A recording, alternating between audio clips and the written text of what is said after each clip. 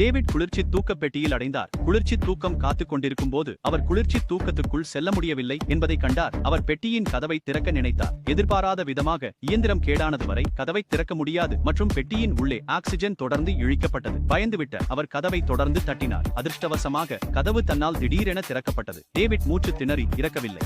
அவன் அவசரமாக கட்டுப்பாட்டு அறைக்கு வந்து தன்னை மீண்டும் ஆழ்ந்தனவமாக்க முடியாத நிலையை பூமிக்கு அனுப்பினான். எதிர்பாராத விதமாக அவசர செய்தி இலக்கை அடைய 60 ஆண்டு எடுத்துக்கொள்ளும், மேலும் பதில் பெற 100 ஆண்டு ஆகும். டேவிட் உடனடியாக தீர்ச்சையற்றவராக விட்டார், ஏனெனில் இது ஒரு விண்கலம். இலக்குகோளுக்கு போய் சேர 700 ஆண்டு ஆகும். அவசரத்தில் அவன் அங்குமிங்கு சுற்றிச் சென்றவாறு திடீரென ஒரு நிழல் பார்த்தான். பக்கத்தில் ஒரு வால்டர் நின்றிருந்தான். டேவிட் உற்சாகமாக ஓடி பார்வையிட்டார். கவிகட்சியாக எதிர்பாராத விதமாக மறுபக்கம் ஒரு ரோபோட்டாகவே இருந்தது. இந்த எளிய நகையும் சூழ்நிலையில் டேவிட் முழுமையாக தனது மனநிலை இழந்து போனது. அதன்பின் அவன் தன் மீது விடுவித்த வாழ்க்கையை துவங்கி இன்று வரை வந்தான். திடீரென அவன் தூக்க மருந்தில் இருந்த பெண்ணை கண்டு அவளின் அழகில் உடனுக்குடன் கவரப்பட்டான். விரைவில் அவனுக்கு ஒரு கெட்ட யோசனை தோன்றியது.